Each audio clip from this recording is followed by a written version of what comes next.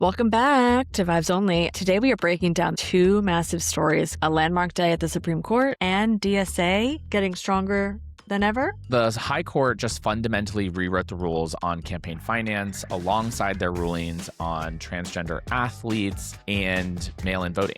We're breaking down the viral videos, the changing campaign landscape, and the latest leaked audio involving Mitch McConnell. It's not good. Let's dive in.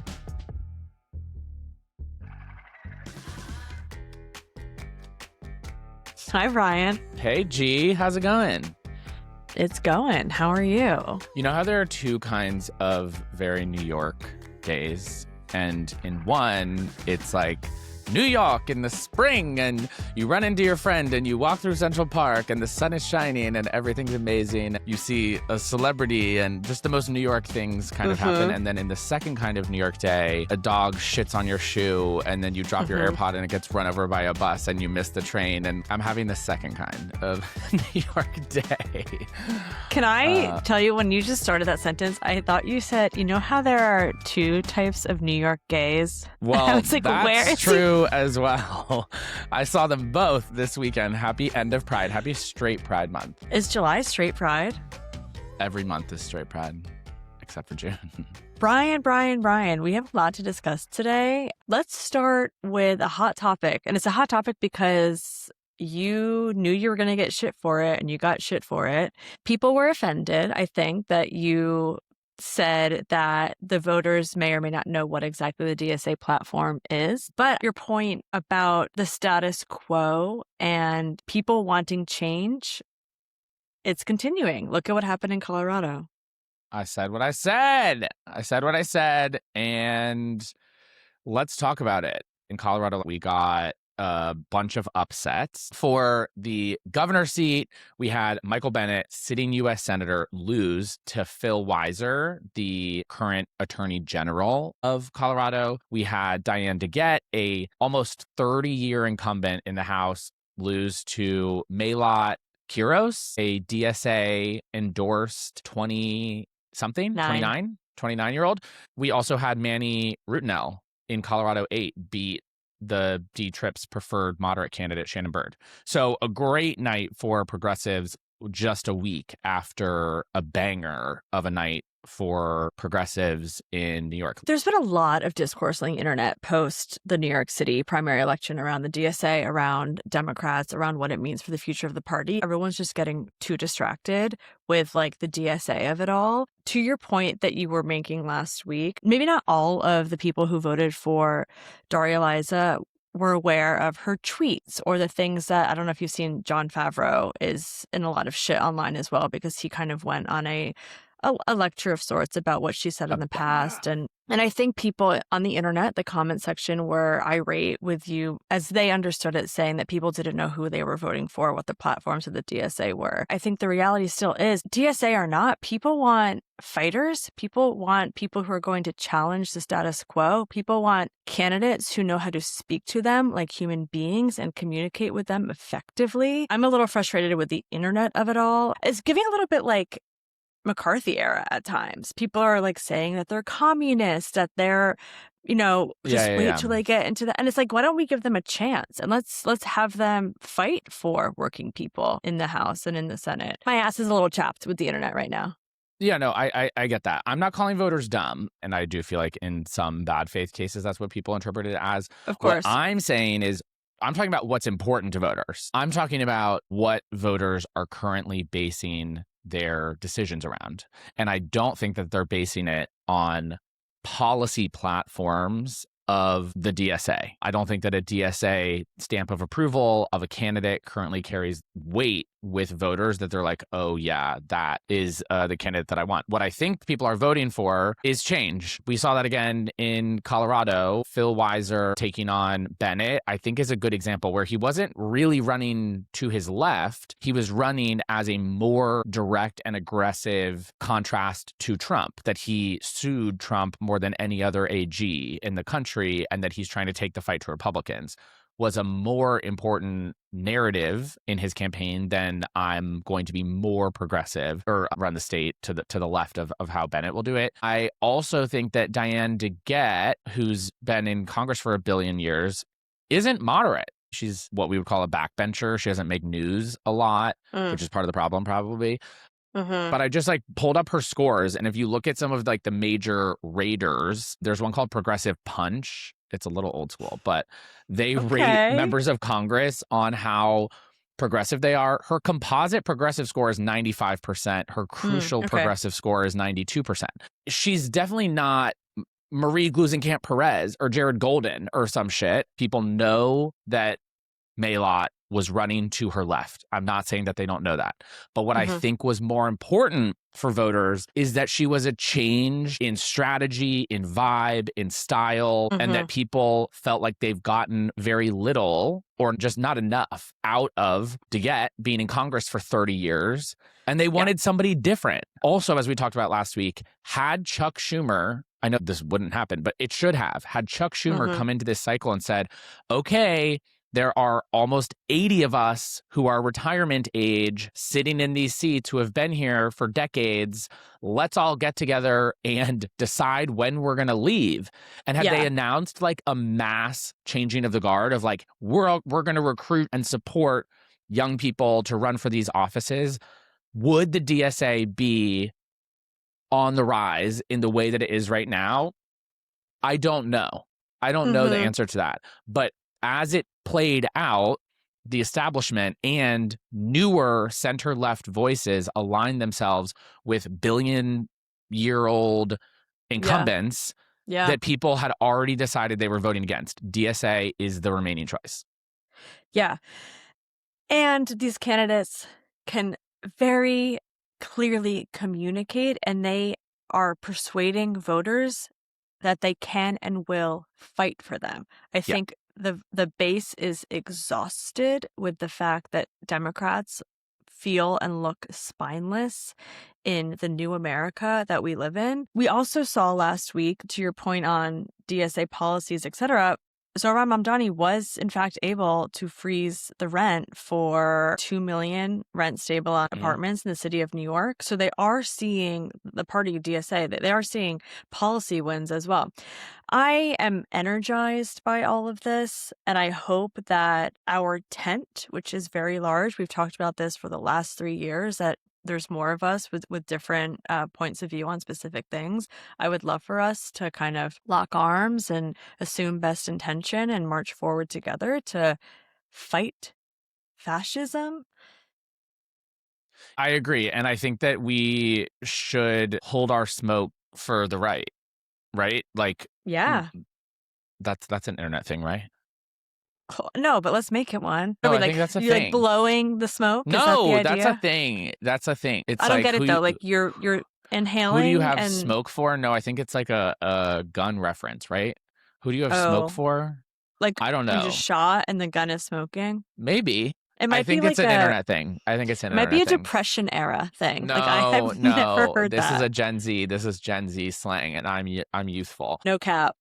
No cap. I think that we should be training our fire on the right. I'm not here to throw punches at the left. I know that people on the internet get mad and think that that's what I'm doing. That's not what I'm doing. I am trying to understand where the party is at as a whole so that we can win as many places as humanly possible. And so if I'm someone who identifies on the left right now, I would be super focused on winning the competitive seats where progressive challengers are emerging from primaries. Because as we said last week, the biggest critique of the left is that they can't flip districts. And the data supports that. Sorry, that's just like a fact that of all the districts in the last 6 years that Democrats have flipped, it's been a like leftist in 0 cases. So it's not that it's impossible, but you just have to make it happen. So Randy Vegas, Matt Dunlap, now Manny Rutinel, there are progressives in really hotly contested general elections that need to prove they can win purple districts in order for people to nominate more candidates in that style next cycle. I agree. And I also want to reflect back on a conversation we had 3 or 4 weeks ago about the fact that probably most Americans agree that the system is rigged, it's not working for us, and that progressive values, progressive policies actually do center working people and their best interests, the American people and our economic interests. So again, it comes back to like, can we effectively communicate and organize? And I think that's the other point I'll make, which is that all of these candidates that we've seen win over the last 2 weeks had a very robust IRL strategy. Yeah. Digital and IRL. My message to people who identify as moderate or like center left is if the mere existence of people on the left derails your ability to get elected, then people didn't really buy into what you were selling in the first place. People need to know where you stand. And if people know where you stand, then someone running $1 million of ads calling you a socialist isn't going to be as effective or effective at all, right? It is possible to have candidates that connect with voters, can clearly communicate their own message, and be more impervious to those sorts of attacks. But you have to elect candidates that can do that. And I don't know any 20-year incumbents that meet that bar because people think that they are the system. They think that they are the problem. And so if you continue to double down on 70-year-old incumbents, people are not going to respond well when they're attacked for doing nothing or aligning with corporate interests. You need a new playbook. Period. And I just want to float again, Brian, maybe we should do the forced retirement parties. I know. Well, it's fucking late now. Yeah. I know, but maybe next cycle. I mean, I haven't been in a room with Chuck Schumer in ages. We like keep missing each other. I keep missing events that he goes to. I really want to confront Chuck Schumer. And what would you say? Like, where the fuck are the pink slips? Why are you not pushing people to retire publicly when they won't respond to it privately? These people are surrounded by like yes men and donors. And totally. I would love to calmly communicate why I think that he's such a drag on the party right now. And many of them are bought out by corporate interests. There's one Republican I want to call out and shame really quickly. Kean. My God, Tom Kean Jr. Tom Kean Jr. He went missing. For those who missed this story, he's a House member out of New Jersey 7th Congressional District. Went missing for, first it was a week, then it was 2, then it was a month, then it was 3 months. No one had heard from him. It is your job. The American taxpayer pays your salary, pays your health insurance. You have a duty to your constituents to show up for your job. This was barely a story, right? It was kind of like, oh, he's missing, LOL, ha ha ha, but he's fine. Cut to yesterday, he makes an announcement. I was in treatment for depression. Valid. Good. Depression is Go real, off, King. right? However, what am I? Petty. So I wanted to look at some of his vote record. The big, beautiful bill, big, brutal bill, the MAGA murder budget, whatever you want to call it, infamously had sweeping cuts to Medicaid. That was because of a work requirement. They were saying that you had to prove that you worked X amount of hours per week out of a month or whatever in order to qualify for Medicaid. Tom Kean Jr., of course, voted for this bill. 315,000 people in the state of New Jersey will now lose access to Medicaid because of this work requirement. 20,000 people in Kean's district alone will lose access to Medicaid because of this. Not only that, Kean voted for the bill that removed the ACA subsidies, which, as we know, increased health insurance for ACA users by upwards of 115%. The icing on the cake for me, which I did not know until I was creating my burn book against Tom Kean Jr., Medicaid is the primary way that Americans receive mental health services in this country. It is the single largest payer of mental health services in the country. He cut it, but for him, he got it because we pay for his health insurance. So he could go in treatment for 3 months to save his life. 100%. And you have the right to go get healthcare and mental health treatment. We support that. Depression is very serious, and I'm glad he got it treated. And you can do that after you submit your letter of resignation and allow someone to sit in that seat who can fulfill the obligations of the job. To go missing without explanation and with zero plan to actually deliver for people. He missed over 100 votes in the House. There's not a absentee voting system. There is no justification. There was nothing he could come out and say, anything at all, that would have said to me, yeah, that makes sense. You should have 3 months off. It's not that type of job. You resign. You resign. You go take care of yourself. You take care of your family. You take care of whatever the thing is. That's fine. It happens. To hold that seat vacant for 3 months, no ma'am. While also, before he left, taking away health care for his constituents. And the only reason he probably didn't resign is because the federal health insurance is gold star. It's impeccable. I'm sure we also paid for his treatment. It just is so fucked up. 100%. Anyway, Tom Kean quit.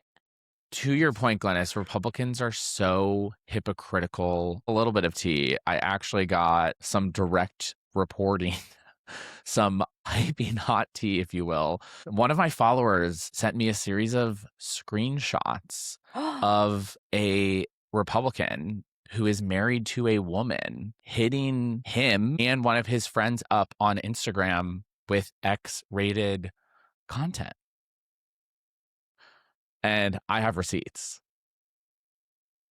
I want to play 21 questions, but I know legally we can't. Ask me who it is, and I'm going to tell you, and then Jason's going to bleep it. Wait, House or Senate? House. Who is it? Huh, that kind of tracks. Isn't that crazy? I have the nudes. Brian, that is one of many, I'm sure. Even when I worked in the Senate, which was in 2010, there were rumors abound about many, many Republican senators. Yeah. They're just so hypocritical. There's one in Arizona as well that's been getting a lot of attention. Dan Savage just did a whole piece on it. He lives with, goes on vacations with, and goes and to the gym with his live-in advisor. It's Abe Hamadeh in Arizona. He ran against Chris Mays for attorney general and then lost. He's in the House. Is his living companion a male or a female? Oh, sorry, a man. It's a man. He's gay. There's another person, a TikTok sleuth, has not even a tracker, just someone who's like, that's my elected, and that's not his wife. And was just oh my film God. them. Wait, Ken Paxton. Ken Paxton got spotted on some sort of vacation with a woman on unidentified who is on the bus who's not his wife. But Ken Paxton, are we surprised? He's like a mini Donald Trump, so wildly corrupt. That man is just full of scandal at all times. Republicans are so hypocritical. We should just keep, honestly, Brian Derek's DMs are open. Sorry, Brian. I got to say for hot tips, not for what you think they're for. Right. For hot tips on hypocritical elected Republicans who are actively voting to take rights away from people that they potentially want to sleep with. Right. Can we also hit on our favorite demonic leader of the party, Mitch McConnell? Trump? Oh, I was on TikTok yesterday. There was like a 911 leaked audio. Have you seen this? Mm-hmm. Is that real? Yeah, he was found unconscious at his house. I thought he was been in the hospital fake. For more than 2 weeks. No, that was legit reporting. Someone said that the heat wave sweeping the country right now are the gates of hell opening to welcome McConnell home. A couple of weeks ago, I saw he was being wheeled into the Senate floor. And I don't want to say it's elder abuse because I agree with you. He's evil. But it was just so pathetic. So pathetic. We got to get him up out of here. And I don't just mean Congress. I think the Lord is calling him home. Is he on life support? What is going on? That ain't the Lord, mama. Yeah. Nope.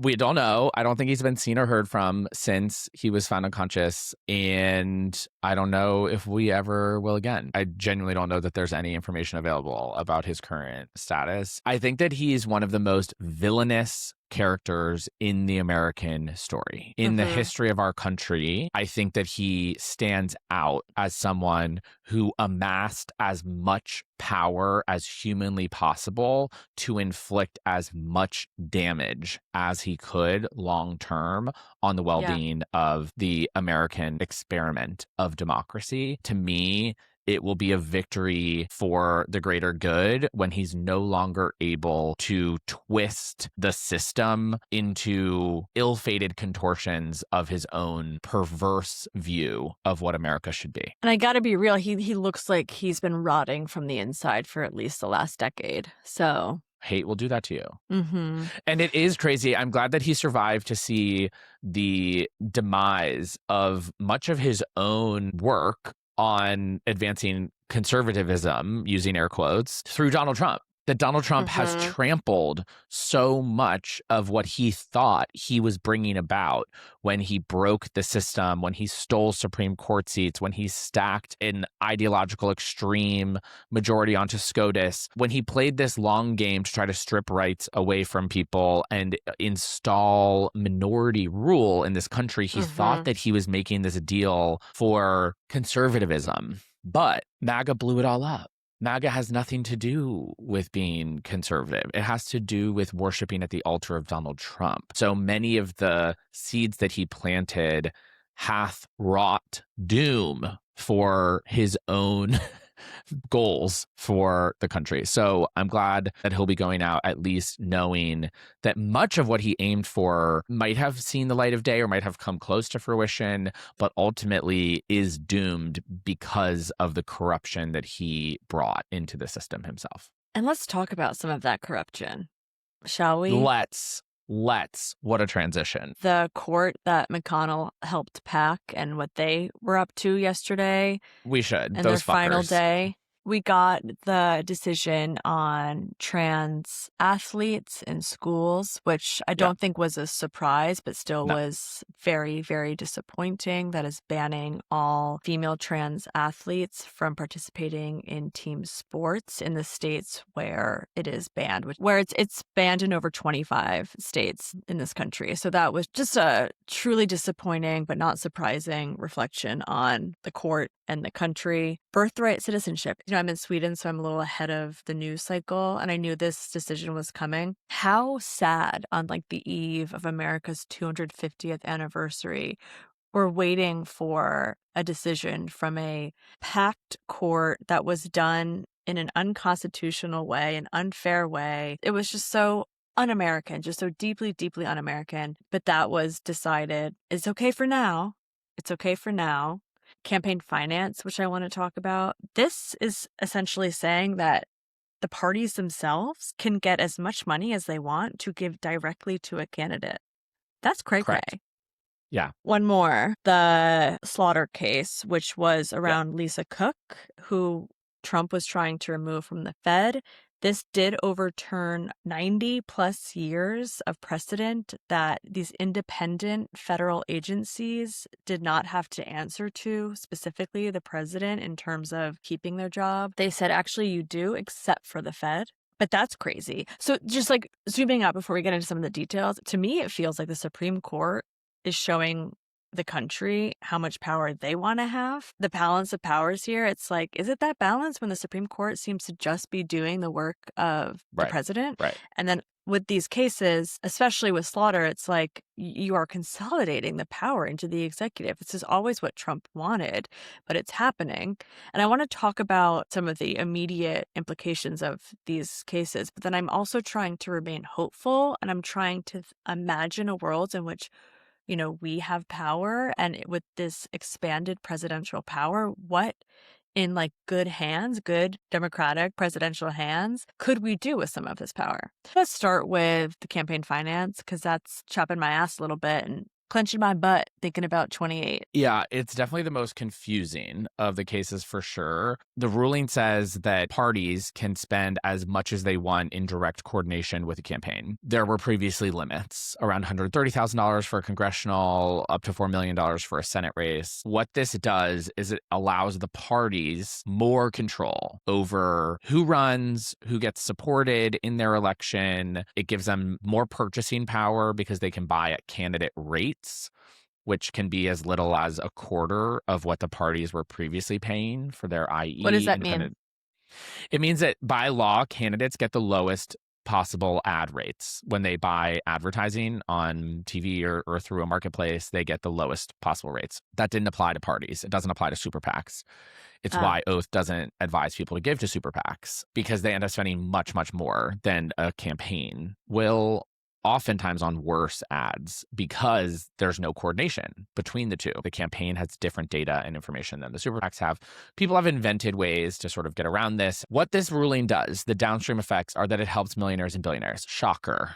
This court's best friends, because those are the people sending them on vacation or buying them RVs or sending their kids to school at expensive private schools. Like Clarence Thomas, we're looking at you. Clarence Thomas, we're looking at you. The decision really adds more value to max out checks. That if I'm a billionaire, I can write $1 million check directly to the party committees, and they can use that in unrestricted ways to go support candidates of their choice.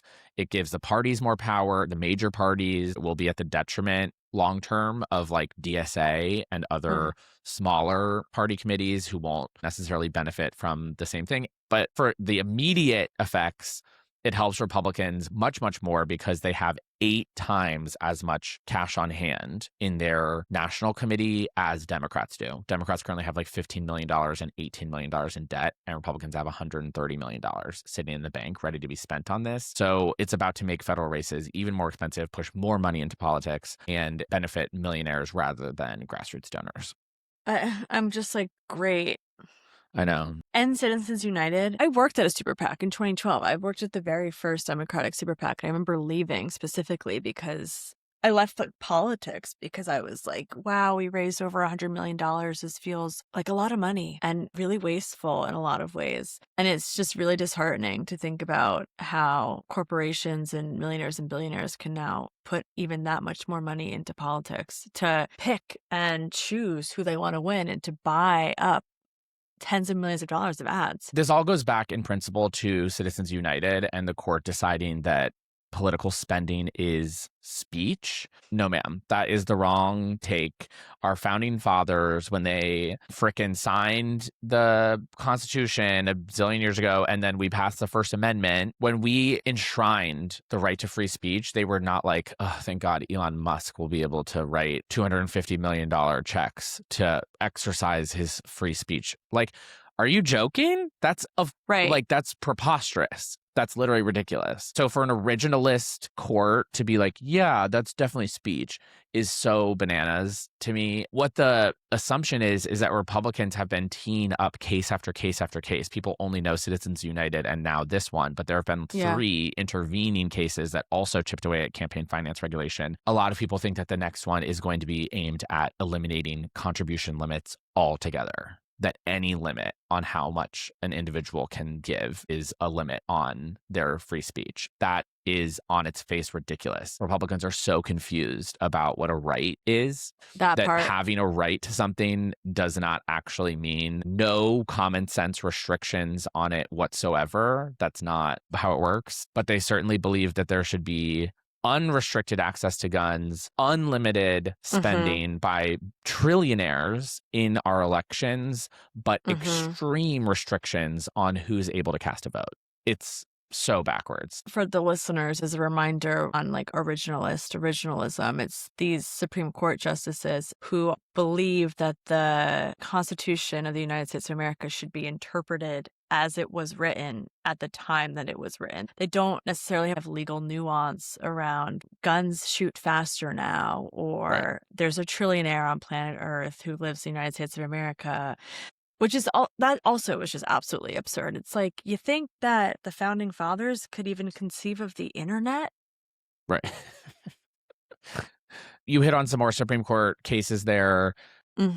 Just some hot takes generally. With the LGBT case, this cycle being focused on trans people in sports, now that they've greenlit it at the state level, yes, we need to fight that battle and defeat those bans where we can. But my hope is that we can actually start to really look past sports as an issue. If every state that is going to ban it has banned it, can we take some of the energy out of Republicans' fight on that particular thing, refocus around things like healthcare? Should the government decide who can and cannot have access to specific healthcare? Most people think no. Most people think that the government doesn't have a role in that. The sports issue has always been our worst footing on trans rights. I hope that the movement can take a cue, not give up on this part of the fight, but to pivot the strategy to focus on, should people be allowed to discriminate in housing, employment, public accommodations law? There are all these other things that need a focus and protection. And I think that there's a potential strategic value in a pivot away from sports. It's still remarkably sad for all of the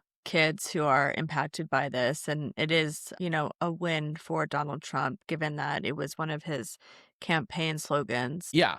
Becky is the plaintiff and she plays sports in West Virginia. Mhm. And she's the only out trans kid playing sports in the state. So the fact that this case is in front of the Supreme Court when it's one person in the state is so wild to me. And this is what the Republicans are so good at, is that they're able to nationalize these state-based issues and make them like a rallying cry for their conservative, homophobic, white nationalist, racist base. Before we move on from the Supreme Court, there was a little freak out on the internet this week because NPR posted a story that Alito was retiring, and then they, within a couple minutes, retracted it. Did you see this? No, I did not. So NPR, the preeminent Supreme Court reporter, posted a story online that Alito was retiring. It was retracted. She has apologized and said that she had stepped out of the court and then misheard from someone and didn't want to miss the breaking news, and so hit go on something that wasn't actually the truth. But then the internet fully believes that it was embargoed and was supposed to run later this week or next when he actually announces it, and that this is coming imminently, which they deny. We don't know, but this is the time. Most people don't know that. This is the time that justices announce their retirements after the end of the term so that they're not seen as a lame duck while they're issuing decisions. We're in the hot zone right now. And I've been saying that either Alito, Thomas, or both would announce their retirements now, knowing that the Senate majority is at risk, and that because they are politicians in robes, the two of them want Trump to pick their replacement, they might lose out on the ability for that to happen after November. Because if Democrats flip the Senate, they will not confirm a justice for Trump. No. They can't, obviously, after what Mitch McConnell did to Obama. So I'm expecting a potential announcement in the next couple of weeks. And it's going to be a horror show thinking about who's going to replace these nutcases. One ironic thing I want to know on the birthright citizenship stuff, because I'm thinking about Alito, because I think he said that I took a note because it was so dramatic. One of the most important decisions in the court's history and a serious mistake. Warning, it could have grotesque results, including encouraging birth tourism. Like, bro, what are you talking about? Like, literally massive eye roll. You're a politician. You're bought. You're full of shit. But the irony is the World Cup, you're following Team USA, our star player. The only reason he's able to play for America is because when his mom was 7 months pregnant, the airline wouldn't let her board. So she gave birth in New York City. And then they went back to England, when he was 2 months old. No, I didn't know he's our pride and joy on Team America. In fact, I think the Department of Homeland Security Instagrammed a photo of him. You guys are so full of shit. Everything is like for me, but not for thee. With like the World Cup and like how joyous it's been and seeing all these cultures come together and the celebrations, and to just know the court is there issuing these decisions, and then the Trump administration is just cherry picking the examples that they want that completely are hypocritical to the policies that they're supporting. It's a reminder that being afraid of brown people will make you do and say crazy things. Alito being so obsessed with having a white Christian nation that he wants a president to be able to change the Constitution by executive order is wild. You know what I mean? That's it's so crazy. far afoot from what his fucking job is. And you can justify anything when so much of your worldview is rooted in a fear of anyone who does not think exactly like you do. Bananas. Yeah. Sick in the head. Okay, so I want to talk about the bombshell, I'm using air quotes, because we've been talking about this a lot over the last year. The Times just published reports based on the mandatory release of Trump's financial disclosures that he has made at least $2 billion since returning to the White House. So sickening. John Ossoff, where are you? Come save us. Did you see his speech on this? Yeah, he gave a rousing speech at a rally about the Trump family being a bunch of criminals and how they're taking food out of babies' mouths in order to buy islands. It's crazy. They literally are, though. They literally are. I ain't joking, bitch. I think I've made this point before. I want to make it again. A huge portion of Trump's net worth going up in the last year of that $2 billion is from crypto, which is a scam. He made a ton of money off of it. People lost tens, if not hundreds of millions of dollars from it because it tanked. It's down 99%, is it not? That's such a joke. That is such a joke. But the only reason that Donald Trump, as the president of the United States of America, is allowed to make a personal profit from crypto is because the United States Congress allowed him to. In the Genius Act, members of Congress are not allowed to benefit from the use of crypto in their name and likeness or stable coins, which is a type of crypto. But there's a specific provision that says the president of the United States can. Yeah. I mean, when's the last time you heard the word emoluments? You know what I mean? I feel like that's all we talked about in Trump 1.0 was like, oh my God, he's keeping his businesses. Oh my God, he's going to be able to see that his people are doing trades. And now he just literally shows up at foreign leaders' doors with a can and like shakes it and says, gimme, and then says, what do you want? And then gives it to them. You know what I mean? Like we're literally giving our most sensitive technology away to countries who invest in his personal bullshit. It's absurd. It's so brazen. There's no other word for it. It's the most brazen corruption that's ever happened on the face of planet Earth. And it's happening in the country that really for a long time thought that we had a system in place that like put us above all of that, that these other countries were like banana republics and were susceptible to all of these things and regime change. And now here we are, and he's the poster child for it. Yeah. Are you referencing the fact that the president of the UAE and a senior national security advisor purchased 49% of World Liberty Financial for $500 million? And then, the Trump administration approved a plan to export advanced AI chips to the UAE despite intense national security concerns about China getting that information. Yeah, it was like 2 weeks later, was it not? They didn't even try to like make it look like they were unconnected events. It was literally payment. 2 weeks later, policy change. You can't sort of make it any more obvious than that. No, it's cartoonish and truly villainous. The government is filled with villains. I also just want to say 18 Democrats voted for the Genius Act to pass. Yeah. Right.